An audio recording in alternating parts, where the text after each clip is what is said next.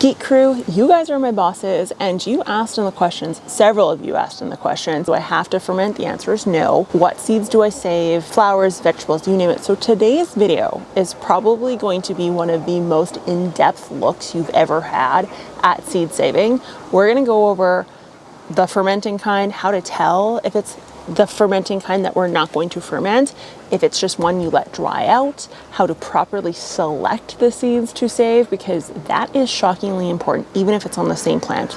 Weird, I know, but true. And we're even gonna look at how to properly store these things so that you remember what they are, and it doesn't involve writing, oddly enough, and it'll get you into the next year. And if you want to join the Geek crew, all you do is hit the subscribe button, completely free, and I promise you, you'll be welcomed. And if you are new to the Geek crew and you have hit that subscribe button, let us know in the comments down below, because I guarantee you, you will have a warm welcome, not only from me, but from the rest of the Geek crew. So let's jump into it. So number one is we need to discuss how to choose what seeds to save. Now, when we're looking at the plant as a whole, we want to identify plants with specific characteristics that we desire. So the plant as a whole has to have something that we want.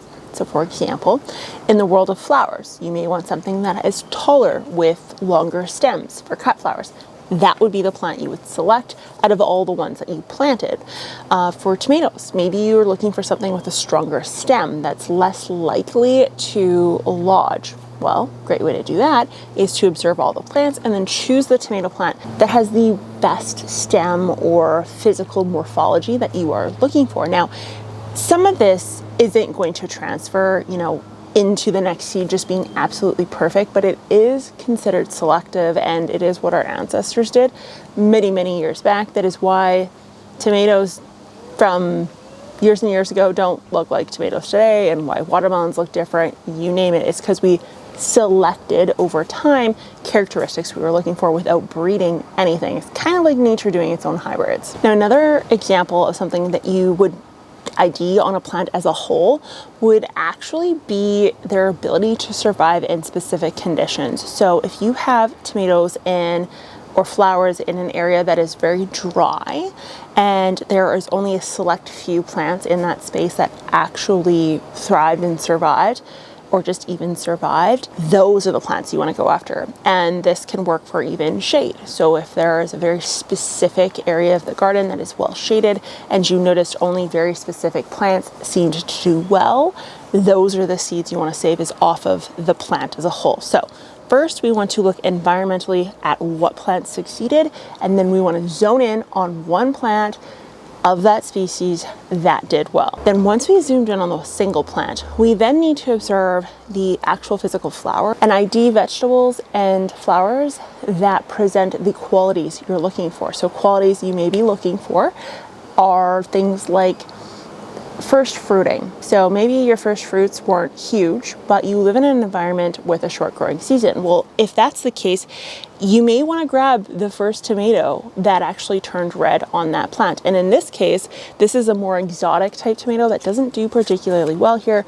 I got it just this year. It is a pineapple tomato, and I want to try to breed this or help it grow into something that will be viable. So I picked the plant that had the first tomato on it, and I picked the first tomato that actually turned, and that is what I'm saving the seeds from, because I want something that has a shorter growing season. Again, this will take years to actually show up for you, but every year is going to get slightly better, I promise you that. The other characteristics you may be looking for are color of blooms, the size of the bloom if you're looking in the world of flowers. In the world of tomatoes, maybe you're looking for size, something that had thrived and survived and got absolutely ginormous inside of your garden in your conditions. Well then, if that's the case, that is the tomato you grab. You can go for color, you can go for vigor, if you will. After you've done that, you can, if you like, note the characteristics or the environment the plant was exposed to, and then obviously the characteristics of the seeds you saved. So if you saved a tomato from a cold shaded space and that tomato was just first to show, then what I would do is I would write cold shaded, first to show. And that is your indication that it does well in the cold shade and it will show up in fruit. If you're looking for hot, sunny, and large, then obviously hot, sunny, and large. Everyone likes large. Okay, so once we have everything selected, the next thing we need to do is ID what seeds are inside. And this is such an easy test you guys can do. So the way we determine if it is a jelly coating or not is we want to dissect the plant itself. So there's no wrong way to dissect these guys. All we want to do is we want to cut into them. So I'm going to do the pineapple tomato, and we want to locate the seeds. Now, once we've done that, we want to pull the seeds out. And if we squeeze the seeds and the seeds squash out, if you will, if they are jelly in nature and they squeeze out from between your fingers and you can't actually pinch them, that is a gelatinous coating. Now, this should not be confused with a plant such as a zucchini or a squash that is moist and slippery, because if you pinch hard enough, you can and will properly grab the seed. So they don't count. But if you squeeze and they keep on slipping away, that is a gelatinous coating. Things like tomatoes and cucumbers will have this, and you can comment down below other ones you've experienced with this. But remember, it doesn't mean moist, because no one likes that word. It doesn't mean moist, it means literal jelly that slips through your fingers. So this is a version of a vegetable that you are very often going to stumble upon, and that is just a dry seed. So peppers, squash, pumpkin, beans, peas, any kind of grain, all of these fall under the category of just plain old dry seeds. Now, what you want to do is you can leave them on the plant to just dry out and petrify. If you have a rodent issue or you have an issue just forgetting what your goals in life are, what you want to do is you want to just harvest them early. So for example, these, I really actually quite enjoy these beans this year. They are the purple dragon bean that I planted, that I told you guys I was planting. A, the plant is beautiful. B, the beans themselves are tasty. So what you want to do is you just want to let them dry out. I put mine in a bowl. Again, very sophisticated technology here. And I just let them dry out. If you put them in a bowl like this, you just want to like kind of move them around a little bit if need be to make sure they don't mold. And then this is your hack for making sure you do not label. The only ones where you would have to label would be anything where you intend to cut it open. So a pepper, a pumpkin, a squash, that sort of thing you may have to cut into. Obviously you can't just like keep it like this, but for beans, peas, everything else, leave it inside of this. So it's gonna look like this, and that is a very dried out seed pod. But now I know what this is, because it's going to keep its color, it's going to keep its size, a shower, not a grower, whatever it is. And so this is a great way to just remember what you planted. So you can either just put this whole bowl in storage, or you can wait for them to dry out and then put them in an envelope or a box or whatever the case is. And you can pile just obviously all your legumes in the same box and just write legumes across the top. Yeah. That simple. I know. Who needs all the seed packages in the fancy libraries? I am the opposite of bougie. So that is how you can do there. Obviously these guys you do need to cut open and then scrape the seeds out and then save and label separately, because if you leave them inside of the fruit, it's going to rot. The only exception to this actually may be gourds. So some gourds I do find tend to just dry out very normally. Blufa is a version of this. The decorative gourds, which I grew finally this year, it's been on the bucket list forever. I finally did grow some of those. Those ones you can actually just allow to dry out and then break them open in the spring, and then voila, you're good to go. This is a very loud bee, or it's a wasp. I don't know which one it is. It's a fly. It's neither one. Trick of wonders for seed saving is flowers. Now, this is probably hands down the easiest way to save flowers.